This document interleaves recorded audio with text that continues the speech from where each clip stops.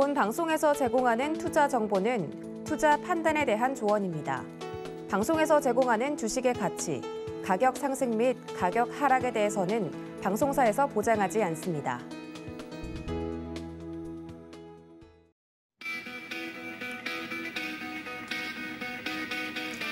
안녕하십니까. 고수익 작전 타임 진행의 도지엔입니다. 과연 시장의 바닥은 어디일지 하루하루 불안한 시장이 연출이 되고 있는 현실입니다. 개인 투자자분들의 손실이 막대할 것으로 예상이 되고 있는데요. 이럴 때일수록 더욱더 어떻게 하면 포트폴리오를 복구할 수 있을지 그 전략에 집중해 보시는 것이 좋을 때일 것 같습니다. 오늘 그 힌트 저희가 오늘도 많이 드릴 수 있도록 노력할 테니까요. 끝까지 저희와 함께해 주시기를 바랍니다.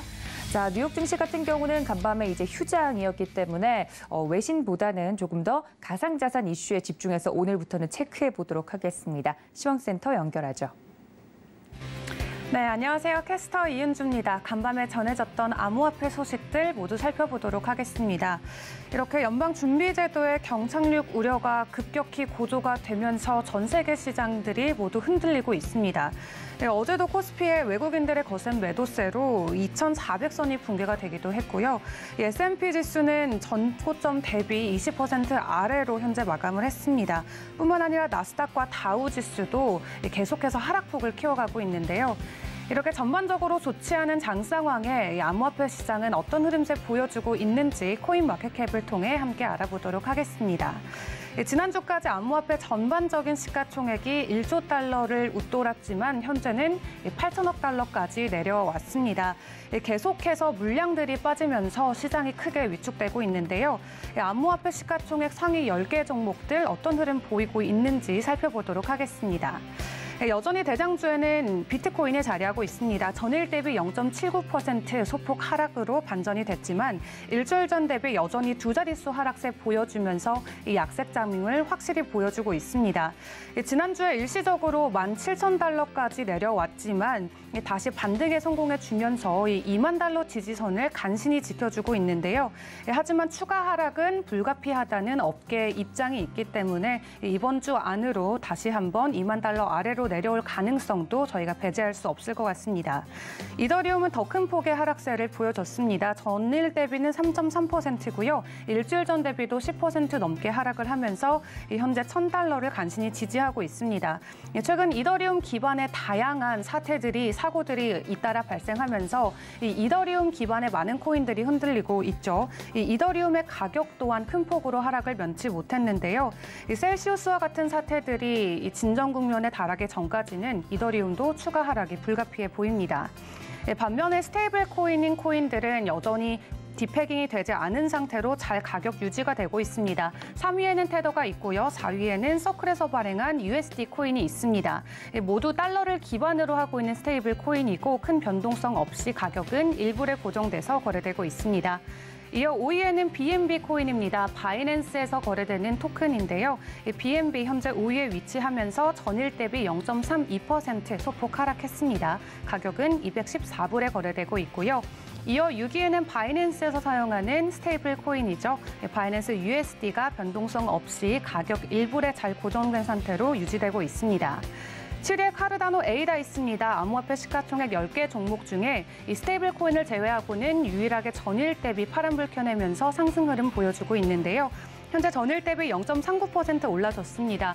전주 대비도 4% 가까이 올라주면서 좋은 흐름 보여주고 있고요. 하지만 전고점 대비 여전히 80% 이상 큰 폭으로 하락한 수치입니다. 현재 가격은 0.4달러에 거래되고 있습니다. 8위에는 리플이 있습니다. 한국인들이 가장 많이 담고 있는 종목으로도 알려지고 있는 코인이죠. 전일 대비 1.93% 하락 전환됐지만 전주 같은 시간 대비는 2.22% 소폭으로 올라주면서 0.3달러에 거래되고 있습니다. 솔라나 같은 경우는 최근 기술적 업데이트 소식으로 전주 대비 큰 폭의 상승 보여주고 있습니다. 21.99% 올라줬고요. 전일 대비는 소폭 하락한 모습인데요. 0.96% 하락하면서 현재 34불에 거래되고 있습니다. 있습니다. 최근 솔라나와 같은 레이어 1 코인들의 하락세가 굵어지면서 이 이더리움이나 폴리곤, 다른 레이어에서 넘어오는 투자자들도 많이 있는데요. 덕분에 솔라나를 향한 매수세가 이어지고 있는 모습입니다. 시위에 도지코인 있습니다. 전일 대비 3.57% 하락했지만 일주일 전 대비는 7.66% 오르면서 이 밈코인의 대표 주자인 도지코인도 상승 흐름을 이어가고 있습니다. 현재 가격은 0.05달러에 거래가 되고 있는데요. 이 도지코인 같은 경우는 상승 랠리를 보여줬던 이유가 있습니다. Dogecoin sees weekend bump after Musk tweets. 다시 한번 도지의 파더라고 자칭하고 있는 일론 머스크의 트윗 덕분이었는데요. 일론 머스크가 테슬라에 도지코인 결제를 지원하겠다라는 트윗을 올리면서 다시 한번 도지코인의 상승 흐름이 보여졌습니다. 도지코인뿐만 아니라 시바이누까지 덩달아 상승 흐름을 이어갔었는데요. 도지코인 같은 경우는 현재 0.04달러에서 반등을 기록한다면은 한 번에 85%까지 큰 폭으로 오를 수 있는 가능성도 제기가 되면서 이 투자자들의 관심을 받고 있습니다. 뿐만 아니라 도지코인이 이번에 디파이와 관련된 메인넷 테스트넷을 공개한다고 합니다. 데일리 오들에 따르면 도지코인 개발자가 디파이 채택을 위한 새로운 테스트넷을 공개했다라고 밝혀졌는데요. 도지체인은 이더리움 스마트 컨트랙과 트랜잭션을 호환하면서 이 프로젝트가 새로운 이 폴리곤 블록체인 네트워크를 부트스트랩할 수 있도록 지원하겠다라고 밝혔습니다. 지금까지는 디파이와 관련된 서비스 출시가 없었던 도지코인의 이러한 소식 또 호재로 작용이 됐고요. 시바이누의 가격 상승 또한 이 업그레이드 소식으로 가격 상승 랠리가 이어졌습니다. 시바이누 같은 경우는 레이어 2 솔루션인 시바리움을 출시하겠다라고 밝혔는데요. 아직 정확한 내용은 밝혀지지 않았지만 앞으로 이 거래 처리 그리고 시행 역할을 하게 될 이 스마트 계약의 기본적인 기능성을 제공한 레이어 2를 발표하겠다고 전해졌습니다. 이렇게 전반적으로 시가총액 계속 빠지고 있고 흐름 장세도 좋지 않지만 여전히 새로운 프로젝트들을 내놓고 꾸준히 개발을 이어가고 있는 코인들도 많이 볼 수 있습니다. 이렇게 노력을 하고 있지만 여전히 암호화폐, 전반적인 크립토 시장의 윈터는 지속적으로 이어질 것이다라는 업계 분위기가 전반적으로 지배적인데요. 이번에 2만 달러 지지선을 뚫고 내려오면서 이 다음번의 지지 구간이 어디가 될지에 대한 논쟁이 끊이질 않고 있습니다. 그런 가운데 가장 큰 집중을 받고 있는 게 바로 15,000달러 구간인데요. 이번에 15,000달러 구간에서 지지를 받고 다시 반등에 성공해 줄 수 있을지 도 업계가 주목을 하고 있습니다. 암호화폐 분석업체 AM 매니지먼트는 주간 보고서를 통해서 비트코인은 15,000달러 구간에서 견고한 매물대를 가지고 있다라고 분석을 하고 있습니다. 그렇기 때문에 추가 하락이 발생하더라도 15,000달러 아래까지는 내려가기 어렵지 않을까라고 보고 있기는 한데요. 같은 기간에 사실 2만 달러가 해당 지지선 역할을 했었지만 한순간에 무너지는 것을 보고 투자자들은 여전히 우려의 목소리를 내고 있습니다. 또 이 최근 하락에 대한 매물대를 다시 쌓아가기 위해서는 일정 시간 다시 매물대를 확보하기 위한 횡보장이 필요하다라고 분석을 했는데요. 단기적인 반등은 가능하겠지만 결국 지속적인 횡보 이후에 추가 하락은 불가피하다라고 의견을 내놓고 있습니다. 결국에는 연준의 기준금리 그리고 인플레에 대한 우려 때문에 이 암호화폐 약세장 이어질 것 같다라고 전반적으로 업계가 보고 있습니다. 그런 한편 지난 주말에 17,000불까지 뚫고 내려왔다가 다시 하루 만에 2만 불대까지 반등해줬던 이 비트코인의 반등세, 결국에는 데드캣 바운스다라고 이야기하는 분도 있습니다. 이 노벨 경제학상 수상자인 폴 크루누먼 교수가 전날 트위터를 통해서 이번 비트코인의 완만한 상승세는 그냥 데드캣 바운스다라고 본인의 의견을 이야기를 했는데요. 이러한 비트코인의 가격 움직임에는 현재 어떠한 히스토리가 있는 것도 아니고 다만 현재 닷컴 버블과 좀 유사한 형태를 띠고 있지만 닷컴 버블과는 또 다른 점, 이 대조되는 점들도 분명히 있기 때문에 이러한 상황에 대해서는 좀 더 구체적으로 추후에 발표하겠다라고 의견을 내기도 했습니다. 이렇게 비트코인과 이더리움의 약세장이 이어지고 있는 가장 큰 이유, 결국에는 청산과 관련된 이슈들 저희가 생각해 볼 수 있겠죠. 캐나다 최대 비트코인 현물 기반의 ETF인 퍼포즈 ETF가 보유한 비트코인의 물량이 지난 17일에서 18일 하루 사이에 약 2만 비트코인이 급감했다라는 보도도 나왔습니다. 또 최근에 암호화폐 대출업체들의 이 방만한 운영, 그리고 지나치게 관대한 대출 조건 등이 속속 밝혀지고 있는 가운데 이 비트코인과 이더리움 포지션 강제 청산에 따른 매도 물량이 당분간은 지속되면서 이 하락 장세에 더 힘을 실을 것 같다라는 분석이 나와졌는데요. 하지만 가격에 연연하지 않고 이렇게 떨어지는 칼날을 잡는 숙련된 칼잡이들에게는 추가적인 매수 기회도 있을 것 같다라고 좀 강조하기도 했습니다. 또 코인데스크에 따르면 비트코인이 급락하면서 17,000달러를 내줬지만 이어진 단기 랠리를 통해 다시 한번 암호화폐의 반등 잠재력을 보여줬다라고 긍정적으로 풀이하기도 했습니다. 암호화폐 거래소인 AXX는 시장이 연준금리에 크게 의존하고 또 인플레이션은 거시경제적 요인의 영향을 여전히 크게 받는 상태이기 때문에 이 시장의 불확실성이 만연해도 이 안도 랠리가 이 국면을 완벽하게 바꿔주지는 못할 것 같다라고 풀이를 하고 있는데요. 현재 이러한 시장 움직임 결국에는 중기 방향성으로 가을 전까지는 지켜봐야 한다라고 전했습니다.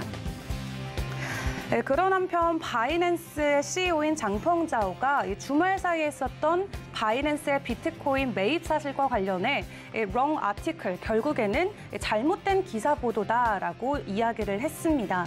비트코인이 주말 사이 일시적으로 큰 폭의 하락을 보여줬을 때 바이낸스가 원화로 약 2조 원 규모의 비트코인을 사들이면서 비트코인이 다시 2만 달러 지지선으로 돌아왔다라는 분석이 나왔었는데요. 바이낸스의 CEO인 장펑자오는 해당 저가 매입은 비트코인을 단순히 바이 더 딥, 이 저가에 매수하기 위한 매수세가 아니라 이 콜드 월렛에 추가하기 위한 매입이었다면서 이 해당 내용은 잘못됐다라고 정정을 하기도 했습니다. 또 한편 엘살바도르의 대통령인 나이브 부켈레, 작년에 최초로 이 비트코인을 법정 통화로 채택을 하면서 정말 세상의 이슈를 받은 적이 있었죠. 하지만 비트코인의 가격이 이렇게 폭락하면서 결국 국가적인 경제 위기도 모면할 수 없게 됐는데요. 하지만 나이브 부켈레 대통령은 이 비트코인 가격 급락에 대해서 좀 관조적인 트윗을 올려서 화제를 받고 있습니다. 부켈레 대통령은 내 충고는 이렇다라며 말문을 열었는데요. 이 그래프를 보지 말고 그냥 삶을 즐겨라. 비트코인 투자는 안전하고 베어마켓이 지나가면 가치가 엄청나게 올라갈 것이다라고 희망적인 말을 전했습니다. 사실 엘살바도르의 정부 재정, 지금 전 세계적으로 굉장히 큰 우려를 낳고 있습니다. 이 IMF 등 국제기구는 엘살바도르의 비트코인 투자를 매우 위험한 정책이다라고 작년부터 꾸준히 비판을 해오고 있죠. 하지만 엘살바도르 재무장관은 우리는 비트코인을 투자해서 손실이 나지 않았다라고 밝히면서 이 해당 이유로는 우리가 아직 팔지 않았기 때문이다라고 농담조로 말하기도 했는데요. 엘살바도르가 지난 1분기에 비트코인을 기반으로 국채 발행도 추진했었지만 이 투자자가 충분히 모아지지 않아서 발행 일정을 무기한 연기한 상태이기도 합니다. 이렇게 전반적으로 비트코인 그리고 암호화폐를 놓고 다양한 의견이 오가는 요즘 추가적인 하락장이 이어질 거라는 어느 정도 예측이 있기 때문에 현재 시점에서 적극적인 매매보다는 관망세를 유지하는 게 조금 더 안전할 것 같습니다. 전반적인 암호화폐 시장 상황 전해드렸습니다.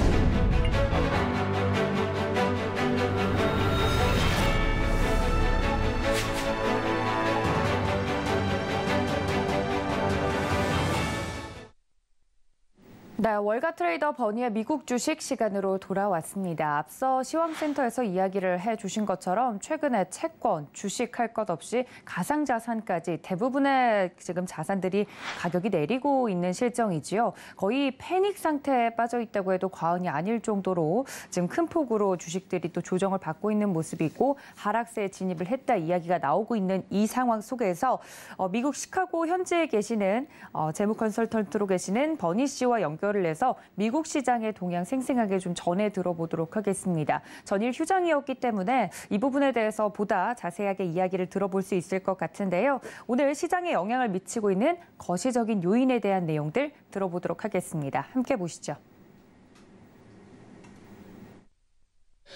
Let's look at right now different things that people are talking about, like when we turn on the business news station and we kind of find out what's going on in the market and identify things that are going on. We know right now that the energy sector has been doing really well. The crude oil, the price of crude oil has gone up like pretty substantially early, from late November to basically the middle of January.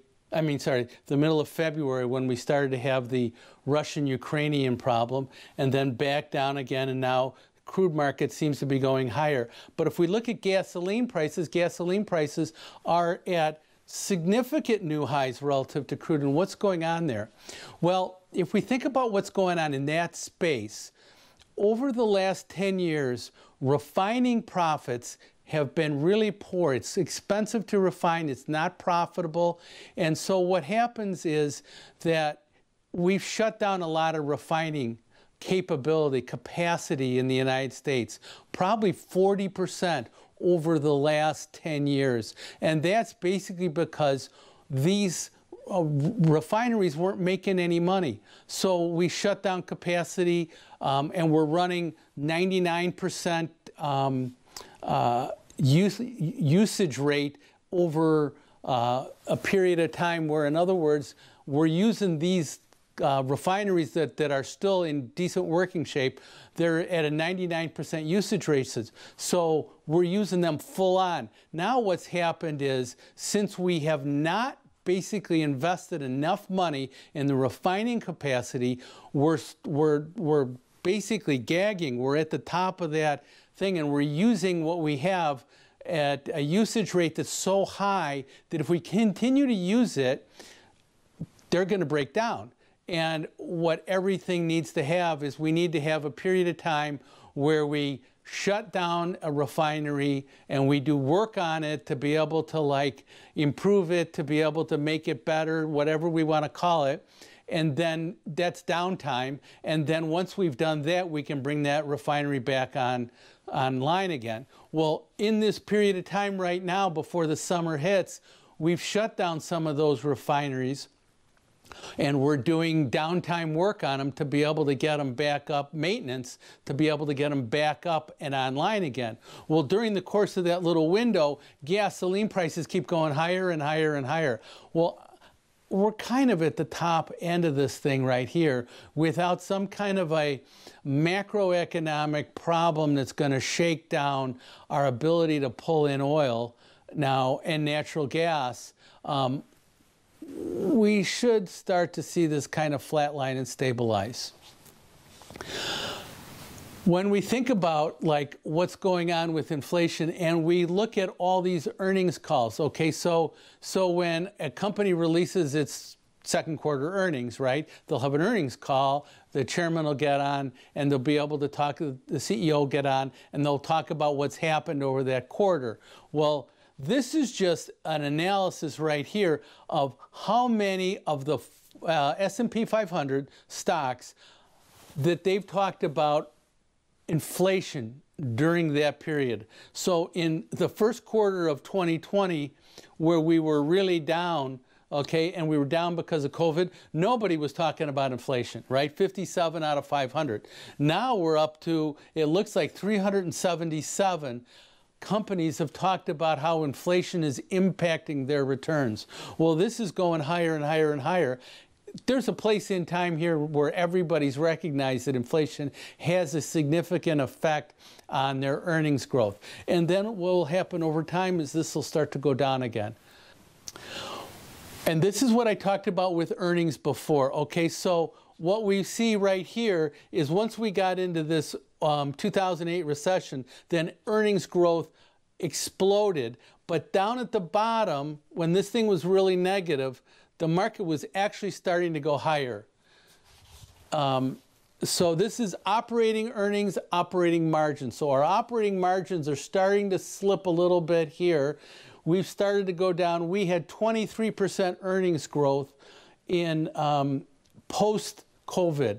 So, And that's obviously just comparing year over year. So that was easy. We're down to 10% now. If we can just go down a little bit more and then start to rotate back higher, I think that's going to be fairly positive for the market. Earnings have not been so badly affected yet, even though we've had 1 quarter of a recession. That's economic growth basically down versus the prior year.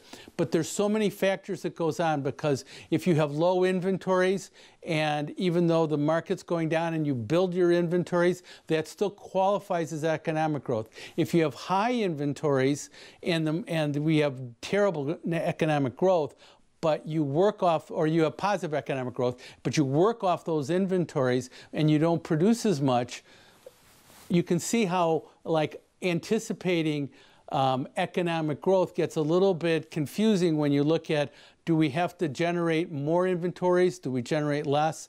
And in a recession, inventories build because people don't buy. But what we're really looking at here is earnings. Now, this is a dispersion graph, and it's interesting, and this is just the NASDAQ 100.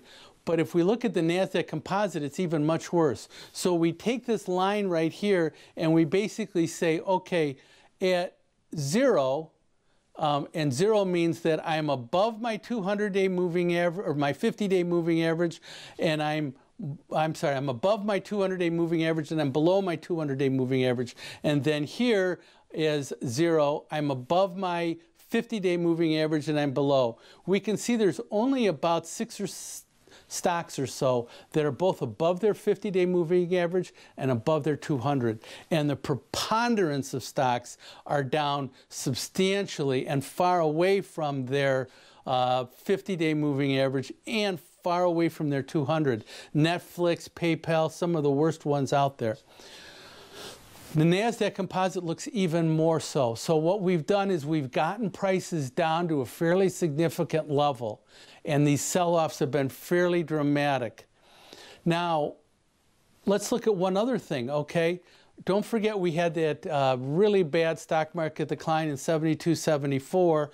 These are the number of days going back to 1928 through May 18th, so through basically the early part of this week, that we had a 1% down day, okay? In 1930,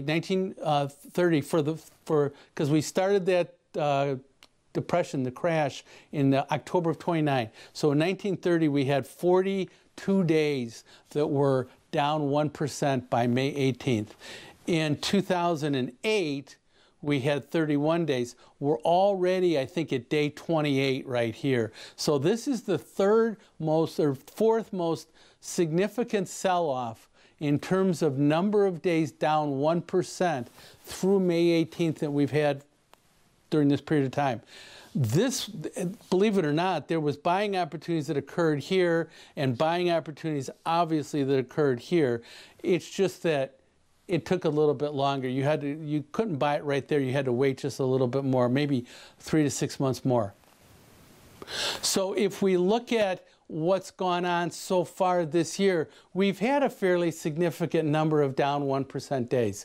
We've also seen, not only in our down 1% days, how deep the stock declines were during that period of time. So it's not just the quantity of down days, but it's the magnitude of how far those stocks have declined.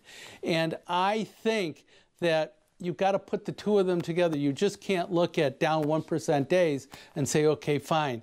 But if we have we have 28 down 1% days over the course of 94 days, which is, I think, the number of days we were into May 18th.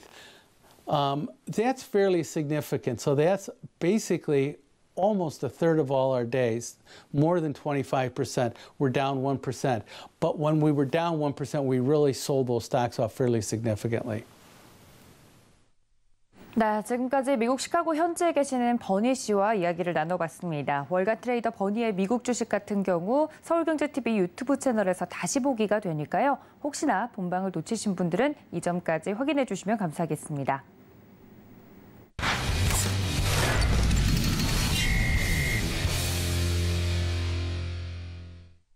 네, 이번에는 본격적으로 국내 증시 작전 세워보도록 하겠습니다. 도움 말씀 주실 에이블레셋의 유광희 대표님 연결합니다. 대표님 안녕하십니까? 네, 안녕하세요. 네, 반갑습니다. 대표님과 함께 첫 번째 이슈부터 이야기를 좀 나눠보도록 하겠습니다. 연일 증시가 하락세를 걸으면서 이 개인 투자자분들의 손실이 막대하다 이야기들이 나오고 있는데요.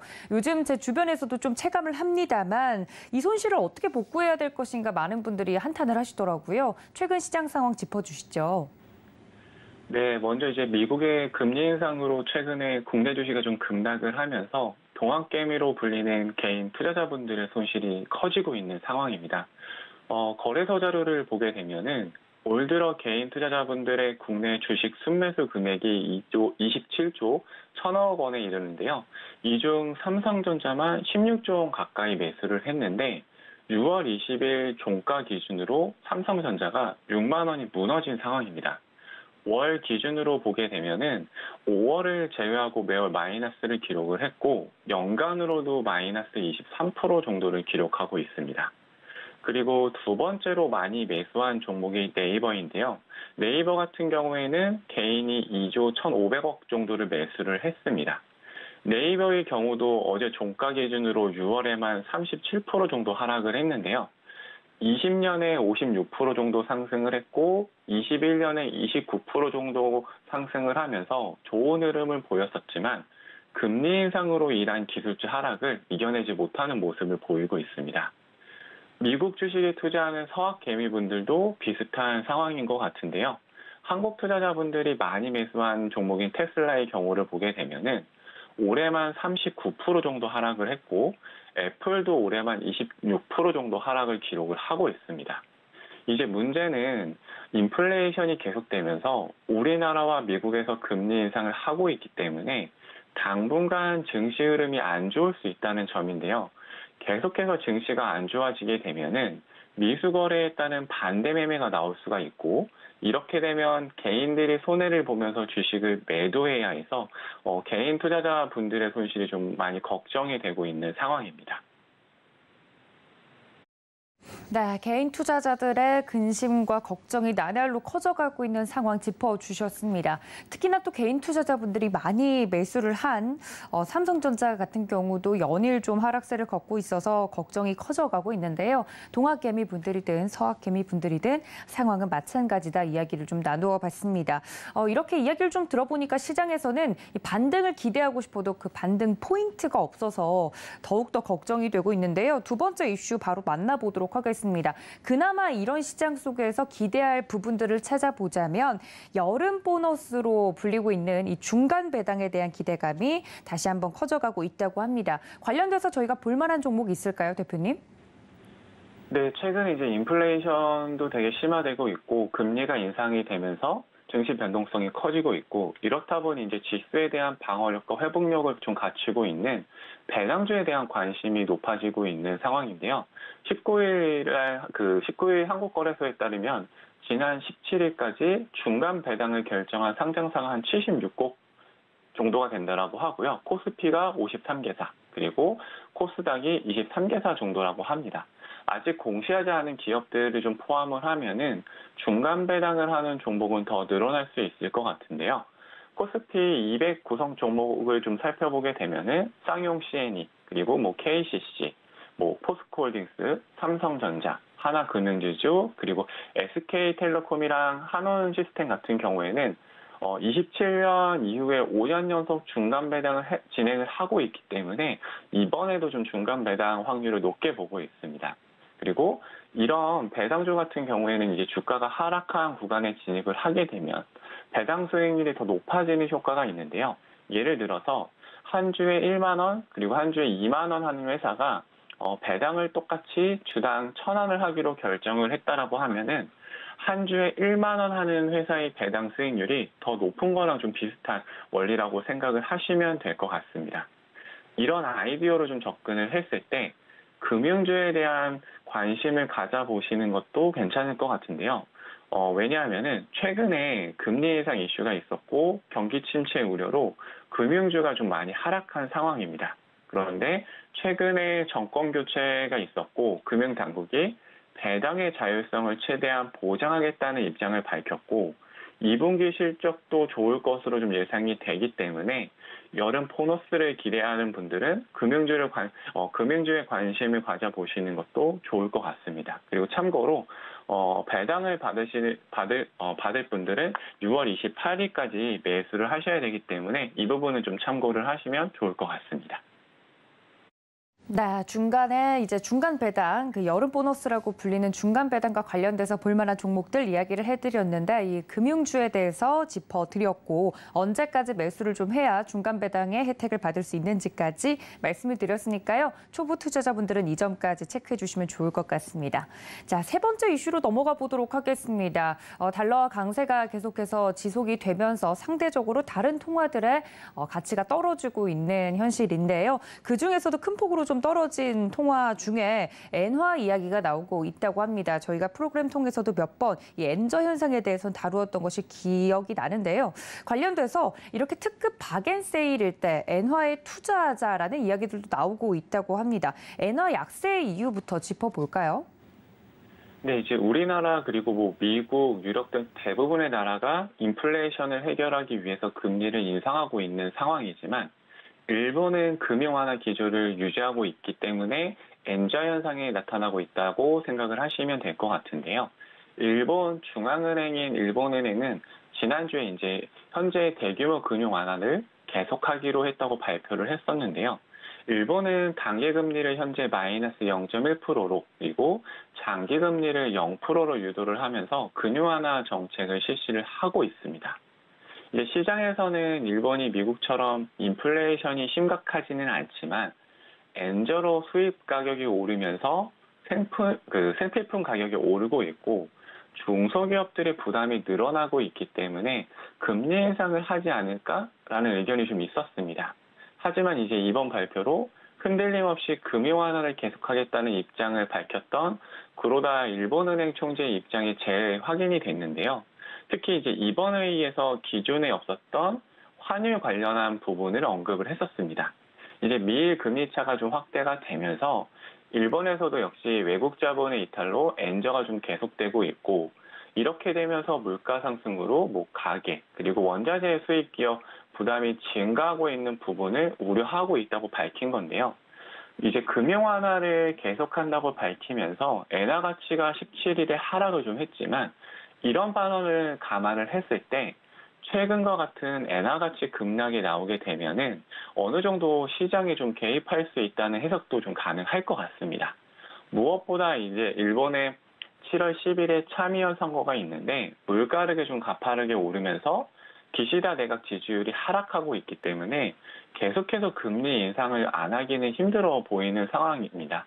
이런 부분들을 좀 종합적으로 고려해봤을 때 엔저 현상이 당분간은 좀 지속될 수 있지만 장기적으로 봤을 때는 엔화 가치가 좀 어느 정도 상승을 하지 않을까라는 예상을 좀 하고 있습니다. 네, 엔화 투자에 대한 열풍 짚어봤습니다. 자, 그렇다면 마지막으로 이번 주 저희가 주목해야 될 일정에 대해서 여쭈어 보도록 할 텐데요. 물론 경제 지표들 발표가 되는 것들도 있지만 상대적으로 좀 조용한 한 주가 될 것이다 이야기들이 나오고 있는 가운데 연준 의사들의 발언도 집중이 좀 되고 있는데요. 어떤 일정들부터 살펴볼까요? 네, 먼저 국내 같은 경우에 오늘 누리호 발사가 예정이 되어 있고요. 그리고 이제 미국 같은 경우에는 22일에 파월 의장의 미 의회 출석을 좀 주목해봐야 할 이슈일 것 같습니다. 먼저 기상과 기기 결함 등으로 연기된 한국형 발사체죠. 누리호 이후의 누리호 2차 발사가 오늘 예정되어 있는데요. 개인적으로 이제 꼭 성공을 했으면 좋겠습니다. 이제 어제 시장에서는 이와 관련해서 항공산업 관련주가 상승을 했는데요. 누리호 발사가 오후 4시 정도에 예정되어 있기 때문에 시간의 시장에서 관련주 변동성이 커질 수 있으니 이 부분은 좀 주의하시는 게 필요할 것 같습니다. 그리고 22일에 파월 의장의 미 의회 출석이 있습니다. 연준이 15일에 열린 연방공개시장위원회에서 1994년 이후 처음으로 자이언트 스텝이라고 하는 75bp 인상을 했기 때문에 관심이 더 쏠리고 있는 상황입니다. 연준은 75bp 금리 인상을 발표하면서 향후 빠른 금리 인상을 시사를 했는데요. 파월 의장은 러시아 우크라이나 전쟁으로 인한 에너지나 식료품 가격 상승 등 인플레이션 상승에 기여하는 모든 요인을 연준이 통제할 수 없다고 말을 했기 때문에 인플레이션이 당분간 계속될 수 있다는 좀 신호들을 보냈다라고 생각을 합니다. 시장에서는 이제 연준이 공격적 금리 인상이 경기 침체로 이어질 수 있다는 우려를 하고 있는 상황이고, 실제로 월스트리트 저널에서 16일과 17일에 이코노미스트 53명을 대상으로 한 설문조사에서 향후 12개월 안에 경기 침체가로 확률을 묻는 질문을 했었는데, 대답에 대한 평균치, 그러니까 경기 침체를 예상하는 평균 확률이 44%가 나왔습니다. 글로벌 금융위기가 시작됐던 2007년 12월에 이 수치가 한 38% 정도였고, 코로나19 사태 직전인 2020년 2월에 26%로 나왔었으니까 지금보다 상당히 좀 낮은 수치였습니다. 과거의 수치가. 이게 실제로 이제 경기 침체 가능성이 높아지고 있고, 미국 증시가 약세장에 좀 진입을 했기 때문에 연준이 경제 및 시장의 혼란을 유발하지 않으면서 인플레이션을 완화할 방법을 찾았는지, 그리고 다음 달에도 75bp 혹은 그 이상 금리 인상을 생각하고 있는지 파월 의장의 의회 증언을 좀 주의 깊게 살펴볼 필요가 있을 것 같습니다. 네, 이렇게 이번 주 증시 일정까지 체크를 해봤습니다. 지금까지 에이블에셋의 유강희 대표님과 함께했습니다. 대표님 고맙습니다. 네, 감사합니다. 네, 이렇게 이슈들 위주로 좀 짚어봤는데요. 그렇다면 종목에 대한 이야기까지 전략을 좀 세워보도록 하겠습니다. 글로원 파트너스 이성웅 이사님 연결합니다. 이사님 안녕하십니까? 네, 안녕하세요. 네, 반갑습니다. 첫 번째 이슈로 좀 바로 넘어가 보도록 하겠습니다. 시장이 정말 어렵다 이렇게까지 어려울 수 있을까 싶은데요. 많은 개인 투자자분들 마음도 이럴 것 같습니다만 어제 우리 시장 기준으로 거래소 기준 2,400선을 하회하는 흐름을 보여줬습니다. 바닥을 잡는 게 뭐 큰 의미가 있겠냐마는 여기에 따른 대응책이 궁금한데요. 시장 어떻게 보고 계신가요? 네, 수급적인 측면에서 일단 외국인 선물 기준으로 해서 어제 오전부터 동시간대 대비해서 매도가 많이 나오는 모습이었고요. 현선물 다 아무래도 하락의 그런 요인이 되다 보니까 시장 변동성이 커지는 점이 있었습니다. 오늘 같은 경우도 유럽 시장의 강세도 있었고, 미국 선물 같은 경우도 미국의 휴장 이긴 하지만은 강세로 마감하는 모습에서 장 초반에는 우리나라 시장이 강할 수가 있겠는데, 그 외국인 수급을 한 10시까지는 확인하고 갈 필요가 있는 시장이라고 말씀드리겠습니다. 수급적인 요소에서 조금 어제 미국이 휴장을 하면서 월요일 시장은 그래도 플러스 요인이 될 것으로 봤는데 되려 수급이 더 확대가 되는 모습이었고요. 그렇다 보니 종목 같은 경우도 저희가 지금 점검하고 가는 종목들 같은 경우가 현재 기준으로 이걸 공격적으로 매수를 한다기보다는 추후에 시장 조정이라든지 그런 요인이 있을 때, 또는 오늘 기준으로 장이 변동성이 있을 때 짧은 매매로 대응할 만한 그 종목이라고 말씀을 드리겠습니다. 네, 그렇다면 이런 상황 속에서 볼만한 종목이 있을지도 궁금한데요. 어떤 종목 보면 될까요? 네, 종목은 S오일을 말씀드리겠습니다. 저희가 S오일 같은 경우 2분기 실적은 좋을 것으로 예상됩니다. 유가 같은 경우 한 110에서 120달러 수준에 있는 그 구간을 반영을 하게 되고, 재고 관련해서 그다음에 정제 마진 같은 경우도 현재 주가의 긍정적인 측면을 유지를 하고 있기 때문에 2분기 실적까지는 좋을 것으로 예상이 되고요. 최근에 유가 같은 경우 조정세가 나타나는 모습 저희가 볼 수 있습니다. 분기 실적이 좋음에도 불구하고 만약에 유가 같은 경우가 여기에서 추가적인 조정이 나온다고 하면은 S오일 같은 경우도 주가 같은 경우가 추가로 조정이 나올 가능성이 높고요. 이런 기준 자체가 지금 WTIU 기준으로는 배럴당 108달러 정도 하고 있습니다. 이게 100달러를 하회하는 수준에서 계속 머무른다고 하면은 S오일 같은 경우는 2분기, 3분기 실적이 긍정적임에도 불구하고 주가가 조정이 나올 수 있기 때문에 저희가 실적만 볼 게 아니라 지금은 이 유가의 변동성에 더 초점을 맞추고 S-오일을 살펴봐야 된다고 말씀드리겠습니다. 현재 시가총액은 12조 7천억 원대 수준입니다. 올해 예상 순이익이 3조 원대인데 이게 역사적으로 지금 싼 구간까지 저희가 실적 대비 시가총액으로는 도달을 해 있는데 그럼에도 불구하고 유가가 꺾인다고 하면은 이게 변동성이 커질 수 있기 때문에 유가에 대한 포인트를 강조를 드리고요. 이 싼 구간에 있는 종목들 같은 경우는 그래도 시장 대비해서 강세를 나타내는 요인이 있습니다. 즉 지금 구간에서는 그 실적 대비해서 그 비싼 종목들 같은 경우는 쉽게 거래를 해서는 안 되는 시장의 구간이고요. 그렇다 보니 상대적으로 싼데 유가의 변동성에 따라서 트레이딩 나올 수 있는 종목이라서 S-오일을 말씀드렸습니다. 가격적으로는 11만 500원대 접근 가능하겠습니다. 이 가격 같은 경우는 전일에 저가 수준입니다. 이 정도 수준에서 접근을 했다가 만약에 11만 원을 종가 기준으로 깨고 한 10만 7천 원 이렇게 마감을 한다고 하면 그 구간에서 추가로 매수를 할 게 아니라 손절 같은 경우를 타이트하게 잡고 지금 시장에서는 대응해야 된다고 말씀드리겠습니다. 유가 가격이 연일 고공행진을 하다가 최근 급락을 했다라는 이슈 좀 전달을 해드리면서 유가 관련돼서는 계속 체크를 하고 있는 부분들인데요. 관련돼서 오늘 특징주 S-오일 이야기를 해드렸습니다. 역시나 시장 상황이 상황이니만큼 길게 보기보다는 좀 짧게 잡고 보는 것이 좋겠다. 가격 전략까지 좀 말씀을 드렸는데요. 유가와 관련돼서 S-오일 특징적인 종목이라는 점 알아두시면 좋을 것 같습니다. 자, 두 번째 이슈로 좀 넘어가 보도록 하겠습니다.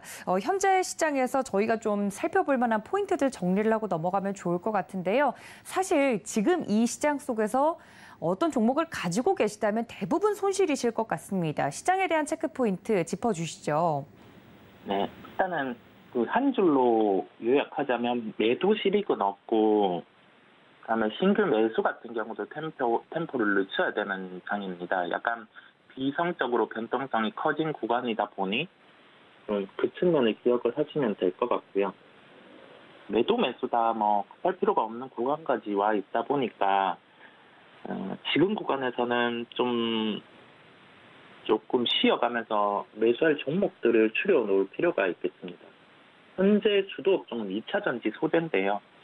이 종목군들 중에서 시장이 변화한다면 이러한 종목도 조정이 나올 수 있습니다. 다만 현재 시장과 같은 형태가 유지된다고 하면은 그 2차 전지 소재 쪽 같은 경우에 주가가 그 하락보다는 상승 쪽에 무게가 더 쏠려 있다 보니 이와 관련해서 그 종목을 말씀드리도록 하겠습니다. 네, 정말 어려운 시장인데요. 관련돼서 볼만한 특징적인 종목, 두 번째 종목 어떤 종목일까요? 네, 종목은 에코프로 BM을 말씀드리겠습니다. 제가 여러 번 말씀드린 종목인데 최근 4거래일 같은 경우는 수급적인 측면에서는 좋지 않습니다. 개인 매수 우위에 있는 구간이고 시가총액만 보더라도 현재 11조 8천억 원 수준입니다. 저희가 실적을 대입해 봤을 때 이 정도 구간 이상으로 올라갈 요인이 있기는 하지만 최근에 시장 대비 주가 흐름, 그다음에 수급적인 요소를 감안을 해 봤을 때 그 해당 종목 같은 경우도 현재 구간에서는 비중을 크게 접근을 한다든지 아니면 손실이 나는 종목들을 다 매도를 하고 이 종목에 집중한다든지 그러한 접근은 아닌 구간이고요. S-오일과 비슷하게 시장의 변동성이 있을 때 주가의 복원력이 그래도 빠른 종목이다 보니 매매 관점에서 말씀을 드리게 됐고 가격적으로는 51만 800원대에 접근 가능하다고 말씀드리겠습니다. 이 가격 또한 어제의 그 저가 수준의 가격입니다.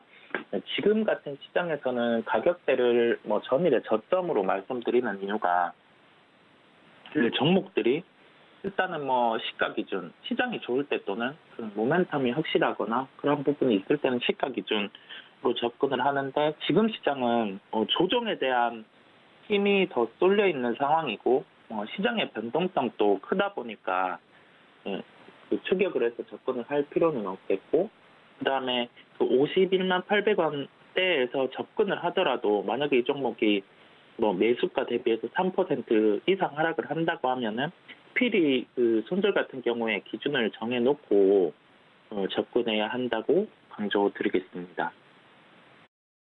네, 2차 전지 소재 기업 중에 오늘의 종목은 에코프로비엠이었습니다. 관련돼서 에코프로비엠도 그렇고요. 다른 소재 관련돼서는 여러 가지 종목들을 저희가 프로그램 통해서 이야기를 해드렸던 것 같은데 이 종목 또한 매매 관점에서 짧게 위아래로 밴드를 좀 말씀을 드린 거니까요. 이 점까지 참고해 보시면서 혹시나 2차 전지 소재에 관련돼서 이런 변동성이 높은 시장 속에서 좀 대응책을 마련하고 싶다 하시는 분들 이 점까지 참고 부탁드리도록 하겠습니다. 그렇다면 이사님, 2차 전지 소재, 2차 전지 관련돼서 최근 시장에서 러브콜을 받고 있는 건 알고 있지만 이 소재 업체들 같은 경우 좀 높은 밸류에이션이 부담이 아니겠습니까? 좀 마음 편안한 투자를 하고 싶은데 2차 전지 관련된 종목을 좀 보고 싶다 하시는 분들에게 또 다른 해결책은 없을까요? 네, 일단은 그 2차 전지 소재 양극재, 그 다음에 뭐 음극재와 관련된 종목들, 에코프로비엠, LNF, 기타 이제 뭐 대주전자재료라든지, 이제 음극재와 관련된 사업을 할 수 있는 한솔케미칼이라든지, 대부분 지금 소위 말해서 시장이 좋을 때 또는 이 종목들 같은 경우 미래 가치를 가지고 올 때, 뭐 양극재 같은 경우는 특히 2025년에 지어질 수 있는 캐파 부분에 대한 점까지 가지고 와서 저희가 그 시가총액에 대한 그 책정을 하곤 했는데, 시장이 좋지 않을 때는 그 미래에 대한 요소를 미리 땡겨오는 부분에 대해서 이게 부담을 갖는 점이 있습니다. 그렇다 보니 전체적으로 지금 소재 그 업체들 같은 경우는 주가가 목에 차 있고요. 그 다음에 상대적으로 싼 게 장비 관련 종목들인데, 장비 관련 종목들 같은 경우는 이게 주가가 싸다 하더라도 소재 업체 대비해서는 상승의 폭 대비해서는 좀 주가 변동성이 하락으로 더 커지는 측면이 있다 보니까 저희가 장비보다는 소재 업체에 접근을 하는 게 낫겠고요. 에코프로 비행 기준으로 지금 약 12조 원대, 그러니까 11조 8천억 원 정도의 시가총액인데, 이게 그 정도로 갈 요인은 낮지만은 8조에서 9조 정도 시가총액에 도달을 한다고 하면은 그때는 좀 편하게 접근이 가능하겠습니다. 왜냐하면 이 정도의 시가총액 같은 경우가 내년 실적 성장 정도를 반영한 그 구간에 해당되기 때문에 한 그 정도의 조정이 시장 조정을 통해서 나와준다고 하면은 좀 편하게 접근 가능한 구간이라고 말씀드릴 수 있겠습니다. 네, 그렇다면 이사님, 저희 오늘장 전략 세워봐야 될 텐데요. 어떤 전략을 펼쳐볼까요? 네, 오늘 또한 그 상승이 유리한데 시장의 변동성이 미국 선물 따라서 왔다 갔다 할 것으로 보입니다. 지금은 급할 필요가 없는 시장이겠고요. 전일 같은 경우에 시장 참여자분들이 심리적으로 많이 위축이 되는 걸 저희가 볼 수 있었는데, 조금 마인드 컨트롤하면서 천천히 시장을 바라봐야 된다고 말씀드리겠습니다. 오늘 같은 경우 외국인 매수 같은 경우가 들어온다고 해서 급하게 매수를 할 필요는 없겠고요. 이번 주에 파월장 청문회도 있고 하다 보니 시장은 확인하고 가는 시장이라는 결론이겠습니다. 네, 오늘은 기술적으로라도 반등이 좀 있기를 바라면서 오늘장 전략까지 정리를 해보도록 하겠습니다. 지금까지 글로원 파트너스 이상호 이사님과 함께했습니다. 이사님 고맙습니다. 네, 감사합니다. 네, 저희가 장전 전략 이렇게 세워드렸는데요. 오늘 장중에 매매 시그널 통해서 장중 전략은 세워드리도록 할 테니까 저희와 끝까지 함께 해주시기를 바랍니다. 본 방송에서 제공해드린 정보는 투자 판단에 대한 조언일 뿐 해당 주식의 가치나 수익률을 보장하고 있지 않다는 점까지 알려드리면서 저는 잠시 뒤에 다시 인사드리겠습니다. 시청해주신 여러분 고맙습니다.